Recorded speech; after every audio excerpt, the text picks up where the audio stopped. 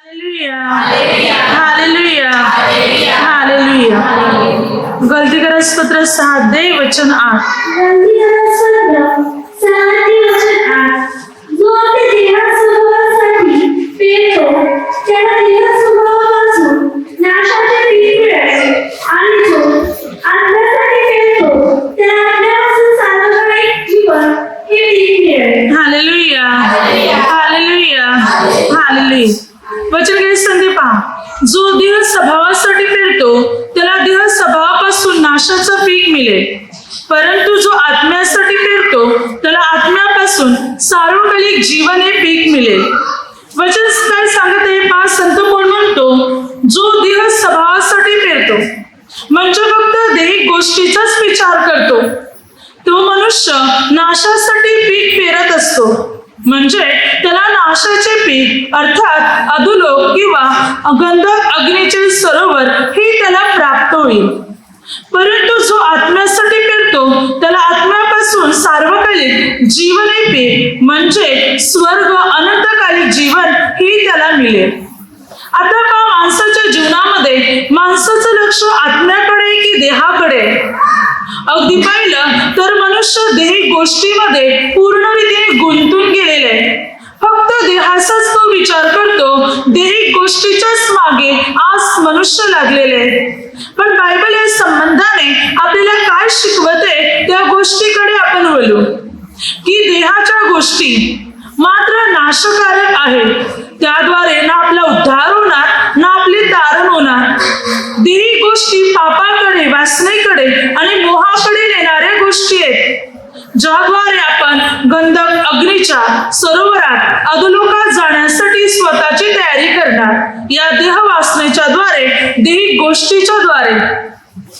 Bible सांगते, जो देहासाठी पेरतो त्याला देहापासून नाशाचं पीक मिळते. कारण मनुष्य फक्त देहाचा विचार करतो, फक्त दैहिक गोष्टीच्याच मागे लागलेले आहे. देहासाठी कोणती वस्तू हवी आहे, कोणती गोष्टी आणायचे, कोणती गोष्ट प्राप्त करायचे, मिळवायचे, बस याच गोष्टीकडे. काय खावे, काय प्यावे, काय पांघरावे, हे आणायचंय, ते आणायचंय, मला घरदार पाहिजे, मला सोने पाहिजे, दागिने पाहिजे, पैसा पाहिजे, कपडे पाहिजे, अमुक तमुक सर्व वस्तू पाहिजे. बस मनुष्य फक्त देहाचाच विचार करत आहे, देहाच्या सुख सोयीकडे लक्ष देते, देहासाठी कष्ट करतो, देहासाठी प्रयत्न करतो, देहासाठीच मेहनत करतो. संपूर्ण लक्ष माणसाचे फक्त देहाकडे लागलेले आहे.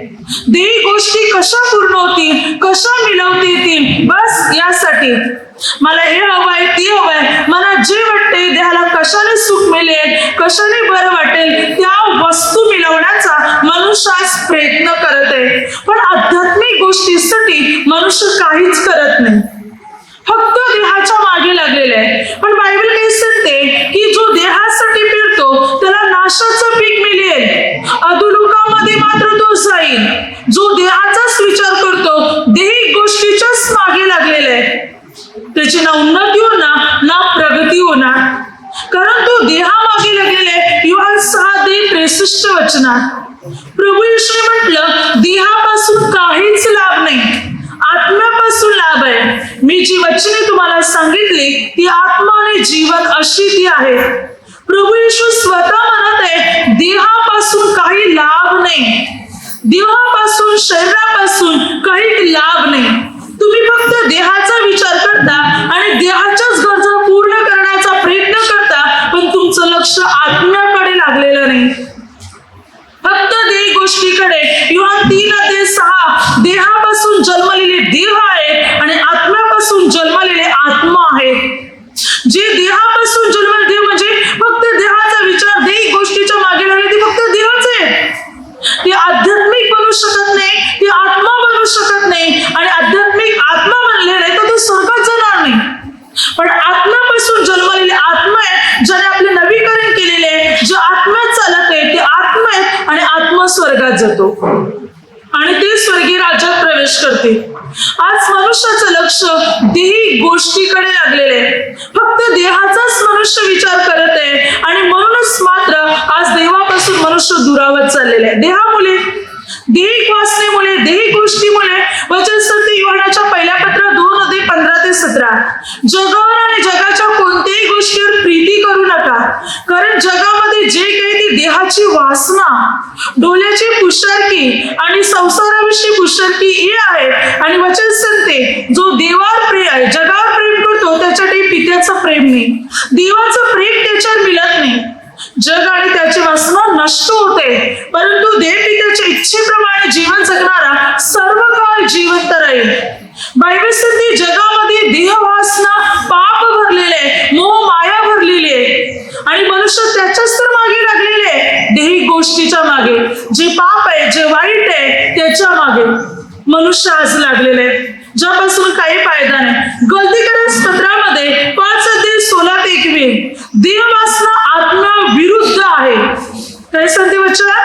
देह वासना आत्म्या विरुद्ध आहे आणि देहाची कर्म तर उघड आहे, ती अशुद्धपणा किंवा मात्र जारकर्म, व्यभिचार, मूर्तीपूजा, काम वासना, भांडण, तंटा, राग, मत्सर, ह्या सर्व गोष्टी देह वासनेपासून आहेत. मनुष्य देहामध्ये जीवन जगत आहे, मग राग आहे, क्रोध आहे, भांडण, तंट आहे, मोह माया आहे, ही सर्व गोष्टी माणसामध्ये कार्य करत आहेत. कारण मनुष्य देहाच्याच विचाराने चालतो, आत्म्याच्या विचाराने चालत नाही. आपण प्रार्थनेला आलेले आहोत, आपण प्रार्थनेला येतो, प्रार्थना घेतो, आपापल्या जीवनात कोणकोणते हेतू आहे ते आपल्याला माहिती आहे. शक्यता पाहिलं तर माणसाचे हेतू देहिक जास्त आहे, जसे की मला आरोग्य मिळावं, माझी इच्छा पूर्ण व्हावी, माझी बंधने तुटावी, मला हे हवंय ते हवंय, हे मला मिळावं, बस. म्हणजे देहाचाच विचार परत, आध्यात्मिक गोष्टीचा विचार करत नाही. मला परमेश्वराची सेवा करता आली पाहिजे, मला परमेश्वराचं काम करता आलं पाहिजे, पवित्र आत्म्याची दाने मला मिळवली पाहिजे, मी परमेश्वरामध्ये अधिक अधिक वाढलं पाहिजे, मी प्रार्थनेत जातो, माझं जीवन पवित्र राहावं, माझ्या जीवनाद्वारे देवाचा गौरव व्हावा. नाही, याचा विचार करतो? नाही करत. फक्त आरोग्य पाहिजे, शांती पाहिजे, धंदा पाहिजे, पैसा पाहिजे, हे पाहिजे, ते पाहिजे, अमुक तमुक सर्व काही, फक्त देहाचा विचार. मनुष्य फक्त देहाच्याच विचाराकडे दृष्टी लावत आहे, आध्यात्मिक गोष्टीकडे, आत्म्याकडे तो लावत नाही. देह स्वभावाकडे मनुष्य वळलेले आहे आणि देहाच्याच गोष्टीचा आज मनुष्य विचार करत आहे. त्यामुळे माणसाची उन्नती नाही, प्रगती नाही, परिवर्तन नाही, उद्धार नाही, तारण नाही. देहाच्या मागे नव्हे, आत्म्याच्या मागे. आता आपण सांगणार आत्म्याच्या मागे लागायचंय, देहाचा विचार करायचा नाही, मग शरीराचं काय करू? शरीरात आहोत तेव्हाच की नाही जिवंत होत आम्ही, मग आम्ही शरीराचं काय करू? काही शरीराचा वध करू? शरीराला मारून टाकू का? आम्ही खाय प्यायचं सोडून देऊ का? झोपायचं सोडून देऊ का? कष्ट मेहनत सोडून देऊ का? असं वाटेल की नाही आपल्याला? तर याद्वारे बायबल काय शिकवते पहा, शरीराचं पण काही महत्व आहे, देहाचं पण काही महत्व आहे आणि त्या संबंधाने बायबल काय शिकवते पहा. हालेलुया. शरीराचं काय महत्व आहे तर फिलिप्पियस पत्र 3:21 तुमच्या दैन्य अवस्थेतील शरीर स्वतःच्या गौरवावस्थेतील शरीरासारखे व्हावे म्हणून तो त्याचे रूपांतर करेल. आपलं शरीर जे दैन्य अवस्थेमध्ये आहे, दुःखी अवस्थेत पडलेली असते, ते आपलं शरीर जे आहे, हे शरीर प्रभू कसं बनवी? गौरवाच्या द्वारे. प्रभू त्याच्या गौरवाच्या द्वारे रूपांतर करेल. आज आपल्याला वाटते की माझं शरीर असं आहे, मग मी काय करू शरीर घेऊन? पण या शरीराचं रूपांतर प्रभू करेल त्याच्या गौरवाच्या द्वारे. आपल्या शरीराचं रूपांतर प्रभू त्याच्या गौरवाच्या द्वारे करेल. पण कसं करेल? तर वचन काय सांगते पहा, वचन सांगते हे शरीर पहा प्रभूसाठी किती खास आहे. इफिसियन्स पत्र 5:23 ख्रिस्त शरीराचा तारणार आहे. आपल्या शरीराचा तारणारा कोण आहे? प्रभू येशू. बघा तर शरीराचं काय महत्व आहे ते आपण पाहू. नाहीतर आपल्याला वाटते की मात्र वचन सांगते देह स्वभाव, देही गोष्टी, शरीराच्या गोष्टी सोडून द्या, मग खाय प्यायचं सोडून द्यायचं, झोपायचं सोडून द्यायचं, मग करायचं काय नक्की? असं वाटत असेल ना? पण शरीराला पण काही महत्व आहे. शरीर पण आपण नियंत्रणामध्ये ठेवू शकतो. व त्यासाठी या शरीराविषयी काही विशेष गोष्टी आहेत आणि बायबल त्या संबंधाने काय शिकवते ते पाहू. पहिली गोष्ट, ख्रिस्त शरीराचा तारणार आहे. आपल्या संपूर्ण शरीराचा तारणारा प्रभू येशू आहे. कॉसिकरस पत्र 1:18, ख्रिस्त शरीराचे मस्तक आहे. प्रभू काय आहे? आपल्या शरीराचे मस्तक आहे, डोकं आहे. आपलं मस्तक आहे तर आपलं धड, आपलं शरीर, आपले अवयव व्यवस्थित राहणार. आपलं डोकंच आपलं धडच डोकंच नसणार, आपलं डोकं आपलं मस्तक नसणार तर विचार करा काय होईल? आपण जगू शकतो का? राहू शकतो? नाही. एक विल्ला हात नसला तरी चालेल, पाय नसेल तरी चालेल, डोळे नसले तरी चालतील, कारण ऐकू येत नसेल तरी चालेल, बोलता येत नाही तरी चालेल, पण मस्तक पाहिजे. डोकं मात्र पहिलं पाहिजे. डोक्यानेच आपलं शरीर राखट राहू शकते. आणि आपलं डोकं, आपलं मस्तक कोण आहे? बायबल सांगते प्रभू येशू आहे. पुढे वचन काय सांगते पहा.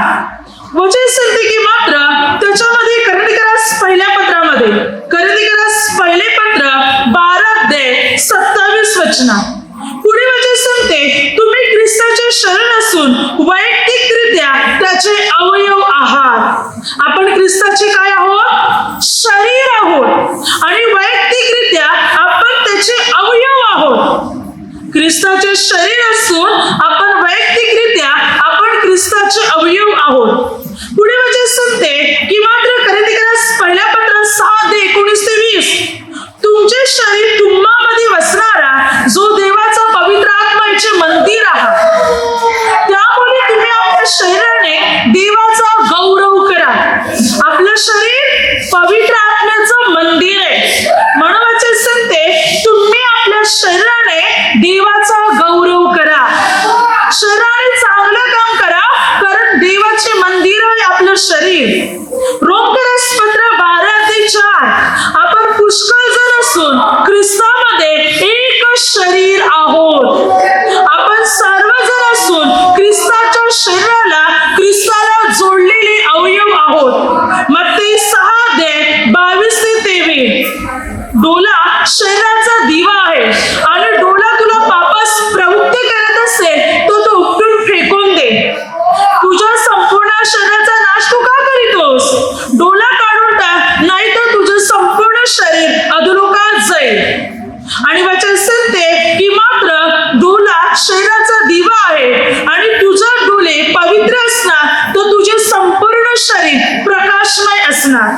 पण तुझा डोला पापात प्रवृत्त करत आहे तर तुझे संपूर्ण शरीर अंधकारमय असणार. मत्ती 5:29 मध्ये पण तुझा उजवा तुला पापास प्रवृत्त करत असेल तोडून टाकून दे. संपूर्ण शरीर अधोलोकात नरकात जाण्यापेक्षा तुझ्या एका अवयवाचा नाश होणे हे तुझ्या हितासाठी आहे.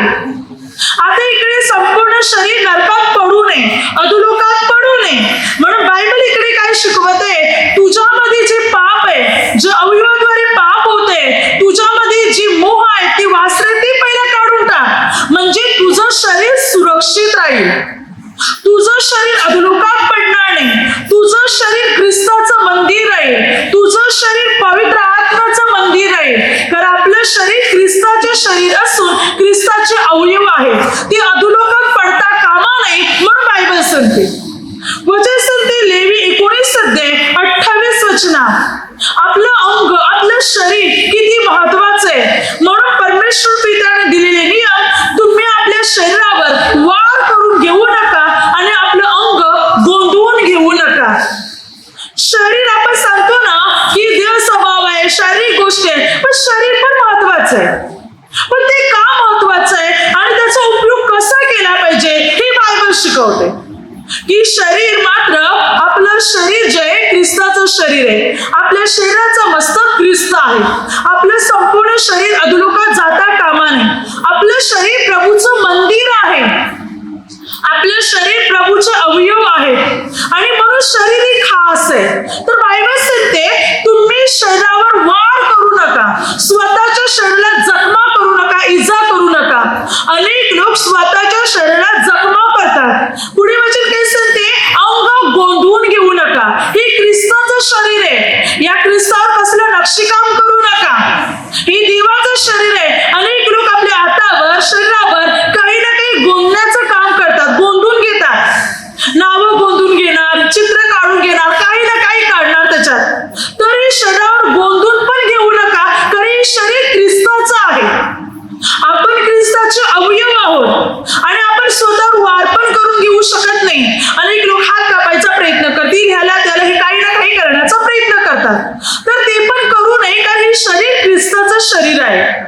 आपलं शरीर ख्रिस्ताचं अवयव आहे, म्हणून ती गोंधू पण नका आणि त्याच्यावर वाद पण करू नका, कारण हे शरीर ख्रिस्ताचे शरीर आहे. आता आपलं शरीर ख्रिस्ताचं शरीर आहे, ख्रिस्ताचे अवयव आहे, ख्रिस्ताचं मंदिर आहे, म्हणून हे खास आहे. तर आता हे शरीर खास आहे किंवा हे शरीर महत्वाचं आहे? तर हे शरीर खास आणि महत्वाचं आहे, तर बायबल या संबंधाने आपल्याला शिकवते. Hallelujah, hallelujah. वचन सांगते कलसेकरास पत्र 3:15, ख्रिस्ताची शांती तुमच्या अंतःकरणात राज्य करो, तिच्या करता तुम्हाला एक शरीर असे पाचारण करण्यात आलेले आहे. ख्रिस्ताची शांती तुमच्या अंतःकरणात राज्य करो, त्या ख्रिस्ताच्या शांती करता तुम्हाला एक शरीर असं पाचारण करण्यात आलेलं आहे. ख्रिस्ताशी आपण जोडले जावे, कारण ख्रिस्त आपलं शरीर आहे आणि आपण ख्रिस्ताचे अवयव, आणि ख्रिस्ताने आपण एक बनावे, म्हणून शांतीसाठी आपल्याला पाचारण केलेले आहे. आणि पुढे वचन काय सांगते म्हणून पहा, थिस्सलुनीकरास पहिले पत्र 5:23 म्हणून ख्रिस्ताच्या दिवसासाठी तुम्ही आपलं शरीर, आत्मा आणि जीव पूर्ण निर्दोष आणि पवित्र राखा. आता या ठिकाणी वचन सांगते की आपलं शरीर ख्रिस्ताचं मंदिर, ख्रिस्ताचे अवयव आहे, तर वचन सांगते शरीर पवित्र ठेवा, शरीर निर्दोष ठेवा. आता आपण देह वासना, देह गोष्टी, जो शरीर पवित्र ठेवत आहे, जो आपलं शरीर परमेश्वरासाठी वापरत आहे, तो देह वासनेमध्ये, देह मोहामध्ये मिळत नाही. त्याचं शरीर भ्रष्ट नाही, त्याचं शरीर पापी नाही, त्याचं शरीर पवित्र आहे. Hallelujah, hallelujah. कारण तो आत्म्याच्या द्वारे शरीर चालवतो, शरीराच्या द्वारे आत्मा चालवत नाही. लक्षात ठेवा, आपल्या जीवनात आत्मा राजा आणि शरीर दास बनलं पाहिजे. आत्मा राजा आणि शरीर दास बनलं पाहिजे. कोरिन्थीकरास पहिले पत्र 9:27 संत पौल म्हणतो, मी माझं शरीर कुदलतो, मी माझं शरीर कुदलतो आणि त्याला दास करून ठेवतो, असं न केल्यास मी जो घोषणा करणारा तो पसंतीस उतरणार नाही. पौल म्हणतो, शरीर कुदलतो मी ख्रिस्ताच्या सेवेसाठी, कार्यासाठी. मी शरीराची इच्छा पूर्ण करत नाही, शरीर आत्म्याच्या पुढे झुकवतो. शरीर ख्रिस्तासाठी मी वापरतो, शरीर ख्रिस्तासाठी झिजवतो. मी शरीराची इच्छा पूर्ण नाही करत, शरीर आत्म्यासाठी वापरतो, शरीर ख्रिस्तासाठी वापरतो. मी शरीर झिजवतो, मी ख्रिस्तासाठी. शरीराला मी दास करतो, शरीर माझं ऐकतो, शरीर आत्म्याचं ऐकतो. शरीराचं मी ऐकत नाही, तर शरीराला आत्म्याचं ऐकण्यास मी भाग पाडतो. मी संत पौल म्हणतो, म्हणून मी शरीराला दास ठेवतो आणि आत्म्याला मी राजा बनवतो. Hallelujah, hallelujah. जसं की बघा, हालेलुया, एक सारथी पहा, घोडेस्वार, घोडे चालवणारा एक सारथी, तो घोडे चालवते आणि हा घोडे चालवणारा सारथी जो असतो, त्याच्या हातामध्ये घोड्याची लगाम असते, जी लगाम घोड्याच्या नाकातून असणार. मात्र ती लगाम जी असते ती घोड्याला नियंत्रणामध्ये ठेवण्यासाठी असते. जर सारथीच्या हातामध्ये लगाम आहे, तर सारथी त्या घोड्याला नियंत्रणामध्ये ठेवणार. पण सारथी जर लगाम सोडून देते, तर घोडा काय करणार? वेगाने धावणार. तो रस्त्याने व्यवस्थित धावणार नाही, कोणाच्या शेतात, रस्त्याच्या बाजूला कुठून पण धावणार. हा घोडा स्वतःला तर इजा पोहोचवणार, परंतु रस्त्याने चालणाऱ्या लोकांना किंवा इतरांच्या शेतीला किंवा घोड्यावर बसलेल्या सारथीला सुद्धा, घोडेस्वाराला सुद्धा तो इजा पोहोचवणार. शरीर नियंत्रणामध्ये नसल्याने घोडा विचित्र वागणार, स्वतःला पण आणि घोडेस्वाराला सुद्धा मात्र नुकसान पोहोचवणार. कारण ते शरीर नियंत्रणात नाही.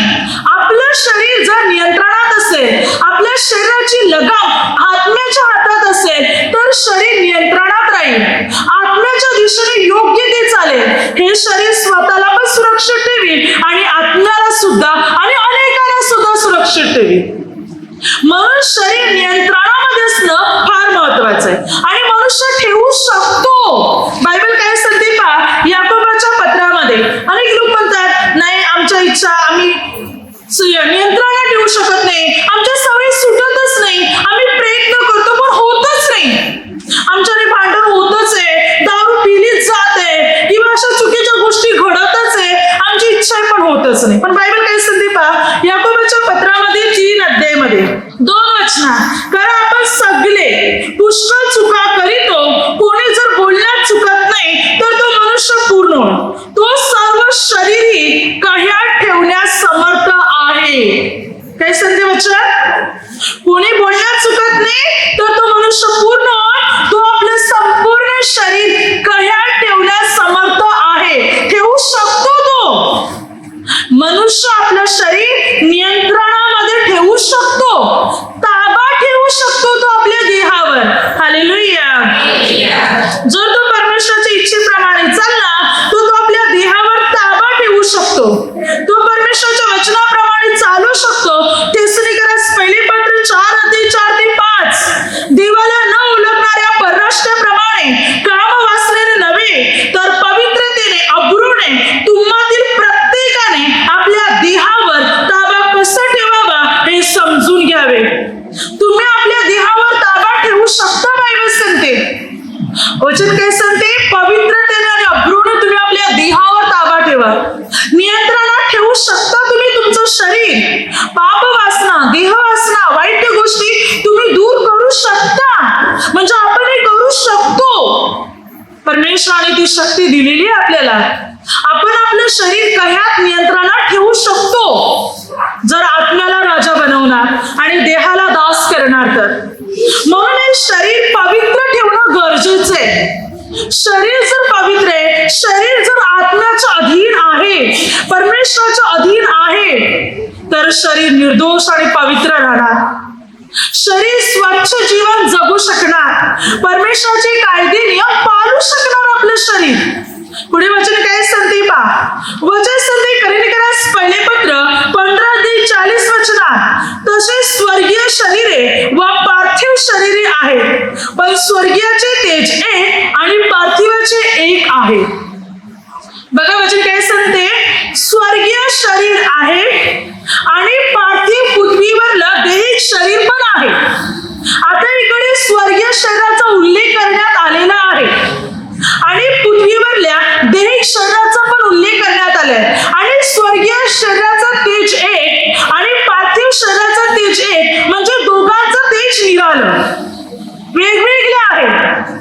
आता स्वर्गीय शरीर आहे म्हणजे काय, जो या पृथ्वीवर असताना आपल्या शरीरावर नियंत्रण ठेवतो, देही गोष्टीच्या मागे लागत नाही, देह वासना, पाप वासना पुढवतो.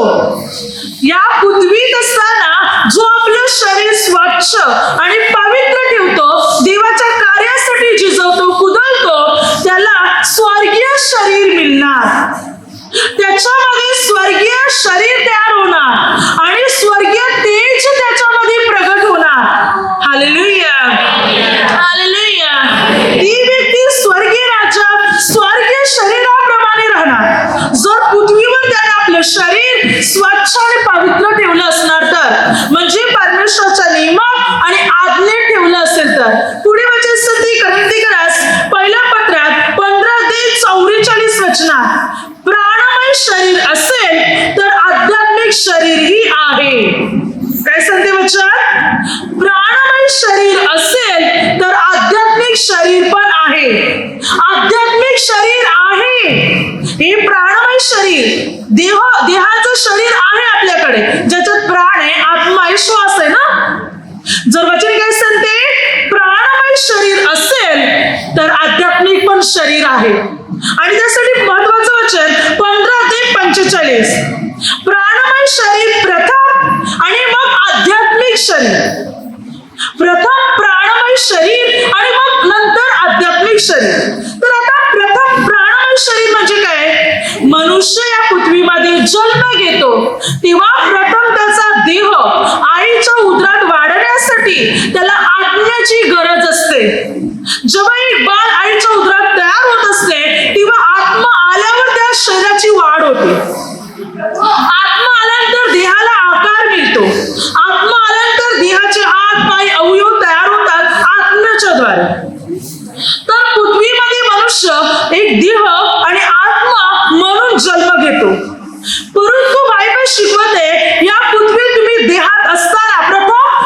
देह, प्राणमय शरीर, नंतर आध्यात्मिक. म्हणजे पृथ्वीवर तुम्ही शरीरामध्ये असताना जर तुम्ही पवित्र असले, परमेश्वराच्या नियमात असले, वचनात असले, तुम्ही आपलं देह, आपलं शरीर पवित्र ठेवले, तर तुम्ही आध्यात्मिक शरीरामध्ये रूपांतर होणार. मग तुम्ही आध्यात्मिक शरीर बनणार. पहिलं प्राणमय शरीर आणि मग हे प्राणमय शरीर पवित्र ठेवलं तरच तुम्ही आध्यात्मिक शरीर बनवू शकणार. हालेलुया. म्हणजे आध्यात्मिक शरीर आहे, स्वर्गीय शरीर आहे, पण ते कधी मिळेल? ज्या पृथ्वीवरलं शरीर स्वच्छ असेल, पृथ्वीवरलं शरीर पवित्र असेल, पृथ्वीवरलं शरीर परमेश्वराच्या नियमात, वचनात, प्रभूच्या सेवेसाठी, कार्यासाठी असेल, तेव्हा ते स्वर्गीय शरीर आणि आध्यात्मिक शरीर आपल्याला मिळेल. हालेलुया. हालेलुया. म्हणून त्यासाठी आपल्याला परमेश्वराच्या वचनात चालायचंय. जर वचनात चालणार, या पृथ्वीवर आपलं शरीर ख्रिस्तासाठी झिजवणार, तर शरीराला महत्व आहे. नाही तर कोरिन्थीकरास पहिले पत्र 15:50 वचनात, मांस व रक्त यांना देवाच्या राज्याचे वतन मिळू शकत नाही. मांस व रक्त यांना देवाच्या राज्याचे वतन मिळणार नाही. जर आपल्या मांसामध्ये, रक्तामध्ये, शरीरामध्ये देहवासना आहे, पाप आहे, वाईट कर्म आहेत, स्वर्गीय राज्य नाही मिळणार आपल्याला. आपण देहाच्या दिशेने चालत आहोत, देहाचाच हुकूम आपण आपल्या स्वतःवर चालवत आहोत. मला हे पाहिजे, मला ते पाहिजे, मला हे आणायचंय, ते आणायचंय, हे हवं, ते हवं, फक्त देहाची इच्छा. मला एवढे महागाचे कपडे पाहिजे, आता क्रिसमस आलेले, देहाचा विचार. मला कोणते कपडे सूट होणार, कोणते चांगले दिसणार, फक्त देहाचा. मला दागिने पाहिजे, मला अमुक वस्तू पाहिजे, अमुक वस्तू पाहिजे, देहाचा विचार, आत्म्याचा नाही. कोणी तयारी केलंय? मी रिट्रीट करणार, मी प्रार्थना घेणार, मला दान पाहिजे, नवीन वर्ष आलेले, क्रिसमस आले, पवित्र आत्म्याचं दान, मला सेवा पाहिजे, कार्य पाहिजे. आत्म्याविषयी कोणाविषयी विचार आहे? नाही, देहाविषयी. कारण देहाला राजा करून ठेवले ते, त्यामुळे देह हुकूम चालवत आहे, देह अधिकार चालवत आहे. हे पाहिजे, ते पाहिजे, हे आण, ते आण, तुला हे करायचंय, ते करायचंय, बस. कारण देहाचे हुकूम चालू आहे, आत्म्याचे नाही. आत्म्याला गुलाम केलेले, देहाला राजा बनवून ठेवले. तर तसं नव्हे, आत्म्याला राजा करा आणि देहाला गुलाम करा, देहाला दास करून ठेवा, नोकर चाकर करून ठेवा या शरीराला. म्हणजे आत्मा जिंकणार आणि शरीर पवित्र राहणार आणि स्वर्गीय राज्यात जाऊ शकणार. हालेलुया. हालेलुया. देहाला आपण झुकवलं पाहिजे, शरीराला आपण झुकवलं पाहिजे. म्हणून वचन सांगते की मात्र देही गोष्टी त्याग करा. शरीर तर आहे, पण ते पवित्र ठेवलं तर फायदा आहे, नाहीतर नाही. वचन काय सांगते? तिमोथेला पहिले पत्र 4:8, शारीरिक कसरत थोडक्याच बाबतीत उपयोगी आहे, परंतु सुभक्ती सर्व बाबतीत उपयोगी आहे. शारीरिक कसरत, शारीरिक मेहनत, शरीरासाठी कसरत थोडक्याच बाबतीत महत्वाचे, उपयोगी आहे. पण सुभक्ती, प्रार्थना, चांगली भक्ती, चांगली प्रार्थना सर्व बाबतीत तुम्हाला उपयोगी पडणार. प्रार्थना, प्रार्थनामय जीवन, आध्यात्मिक जीवन, सर्व गोष्टी तुम्हाला उपयोगी पडणार. पण शारीरिक कसरत फक्त थोडक्या पुरताच उपयोगी आहे. पण भक्तिदायक जीवन, सुभक्ती, सर्व गोष्टी तुम्हाला लाभदायक करणार. म्हणून शारीरिक गोष्टी मागे ढकला, मागे लुटा आणि आध्यात्मिक गोष्टीमध्ये पुढे वाढा. देवाच्या गोष्टीमध्ये वाढण्याचा प्रयत्न करा. जर आपण देवाच्या गोष्टीमध्ये, देवाच्या वचनात चालत आहोत, तर परमेश्वर पिता आपल्या जीवनात कार्य करणार. कोण काय म्हणतो पहा, दुसरी पत्र 1:12 आणि 1:17, आम्ही मात्र तुमच्यामध्ये कार्य केलं, ते देह ज्ञानाने केलं नाही. आणि तो 17 वचनात म्हणतो की मात्र आम्ही जे तुमच्यामध्ये कार्य योजिले, ते देह स्वभावाप्रमाणे पण योजिले नाही. आम्ही जे कार्य करत आहोत, आम्ही प्रसार करत आहोत, तुमच्या बाबतीत योजना बनवत आहोत, त्या देहिक नव्हत्या, ते देहिक ज्ञानाने पण केलेल्या नाहीत. आम्ही देहाद्वारे कार्य करत नाही, आम्ही देहिक ज्ञानाने चालत नाही, आम्ही देहाने विचार करत नाही, आम्ही आत्म्याने विचार करतो, आम्ही आत्म्याने काम करतो, आम्ही आत्म्याला राजा बनवले, देहाला नाही. कोण म्हणतो? हालेलुया. हालेलुया. आम्ही आध्यात्मिक गोष्टीमध्ये वाढतो. म्हणून संत पौल म्हणतो आमचं लक्ष आध्यात्मिक गोष्टीकडे, देहाकडे मिळत नाही. देहाचा नाही, आत्म्याचा विचार करतो आम्ही. म्हणून पौल म्हणतो. म्हणून तो वचन काही संधी पहा, गलतीकरास पत्रामध्ये 3:3 संत पौल म्हणतो, तुम्ही इतके बुद्धिहीन आहात का? तुम्ही आत्म्याने प्रारंभ केल्यावर देह स्वभावाने पूर्णता मिळू पाहत आहात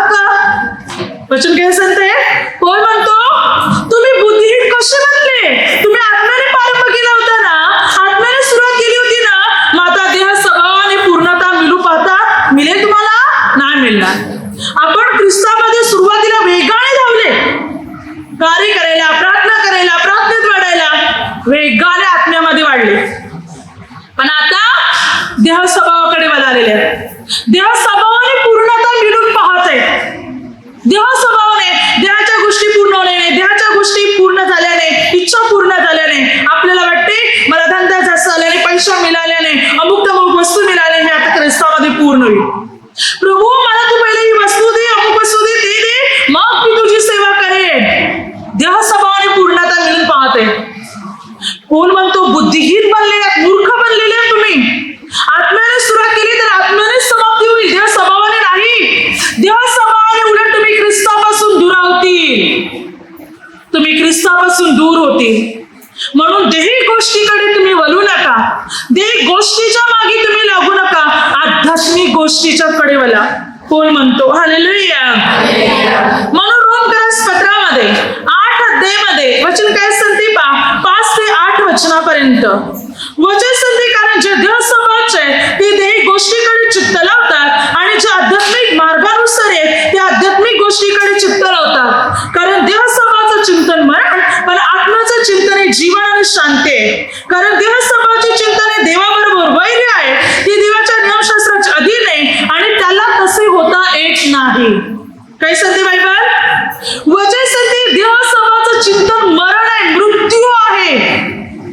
देहाच्या जितके मागे लागणार, देही गोष्टीच्या मागे लागणार, देहाला राजा करून ठेवणार, तर मृत्यू हाती लागणार, मरण हाती लागणार. नाही आज पाय दुखतात, नाही प्रार्थनेला जाणार. आज मला घरात काम आहेत, नाही प्रार्थनेला जाणार. आज पाहुणी मंडळी येणार आहे, नाही जाणार प्रार्थनेला. आज मला मुक्तमुखाकडे जायचंय, नाही जमणार. आज मला लग्नाला जायचंय, मी नाही जाणार प्रार्थनेला.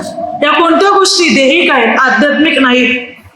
आत्मसंबंधाला नाही, देही गोष्टी आहेत ज्याला आपण ज्याद्वारे आपण आत्म्याला नाकारतो, ज्याद्वारे आपण देवाला नाकारतो. कारण आपण देहाचा विचार करतो.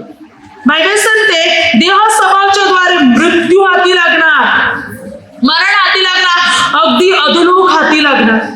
देह स्वभावाचं चिंतन मरण आहे, मृत्यू आहे, गंध अग्नीचे सरोवर आहे.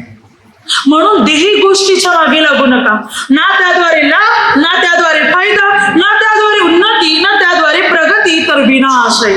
फक्त नाशच नाश आहे. म्हणून देहाच्या गोष्टी सोडून द्या, आध्यात्मिक गोष्टीत वाढा आणि आत्म्याला राजा बनून शरीराला दास करा. म्हणजे शरीर पण कामाला येणार, शरीर नष्ट होणार नाही, शरीर अधोलोकात जाणार नाही, शरीर स्वर्गात जाणार. जर शरीर ख्रिस्तासाठी कुदलवलं, जिजवलं, ख्रिस्तासाठी वापरलं तर ख्रिस्ताला महत्व मिळेल, आयुष्यासाठी शरीराला महत्व मिळेल. जर ख्रिस्तासाठी शरीर वापरलं तर. हालेलुया. बायबल सांगते रोमकरास पत्रामध्ये 8 अध्याय 12 ते 13 वचनात, तर मग बंधुजन आपण ऋणी आहो खरे, तरी देह स्वभावाप्रमाणे जगावेला देह स्वभावाचे ऋणी नाही. कारण जर तुम्ही देह स्वभावाप्रमाणे जगलात तर तुम्ही मरणारा, परंतु जर तुम्ही आत्म्याने शरीराची कर्म ठार मारतील तर जगाल. काय सांगते वचन? आपण देह स्वभावाप्रमाणे जगायला देह स्वभावाचे ऋणी आहोत का? बांधलेले आहोत का? पण नाही बांधलेली मिळत. आपण देह स्वभावाला बांधलेली मिळत नाही की देह स्वभावाचं ऐकलंच पाहिजे, नाही. वचन सांगते जो देह स्वभावाप्रमाणे जगेल तो मरेल, पण जो आत्म्याने देह स्वभावाची कर्म ठार मारेल तो जगेल. आपण देह स्वभावाचे ऋणी मिळत नाही, देह स्वभावाचे आपण गुलाम मिळत नाही की ऐकलंच पाहिजे देहाचं, असं नाही. बायबल सांगते उलट तुम्ही आत्म्याने देह स्वभावाच्या गोष्टी ठार मारा, उलट आत्म्याने देहावर सत्ता चालवा तुम्ही. आपण ऋणी मिळत नाही की देहापुढे झुकायला, स्वतःच्या शरीरापुढे झुकायला ऋणी मिळत नाही. उलट आत्मा राजा आहे आणि शरीर दास आहे. आत्म्याने आपण शरीराला गुलाम करू शकतो, आपल्या स्वतःच्या शरीराला. हालेलुया. हालेलुया. म्हणून वचन पुढे काय सांगते पहा, कोरिन्थीकरास पहिले पत्र 3 अध्याय ते 4, बंधुजनो जसे आध्यात्मिक माणसाबरोबर बोलावे तसे तुमच्याबरोबर मला बोलता आले नाही. तर जसे देहिकाबरोबर तसे ख्रिस्तातील बालकाबरोबर तसे मला बोलावे लागले. मी तुम्हाला दूध पाजले, जड अन्न दिले नाही, कारण त्यावेळेस तुम्हाला तेवढी शक्ती नव्हती आणि अजूनही नाही. कारण तुम्ही अजूनही देहिका, जर ती तुम्हामध्ये हेवा कलह आहे, तर ती तुम्ही देहिक आहात की नाही व मानवी रीतीने चालता की नाही. कारण जेव्हा एखादा म्हणतो मी पोलाचा आहे, दुसरा म्हणतो मी अपुलोचा आहे, तेव्हा तुम्ही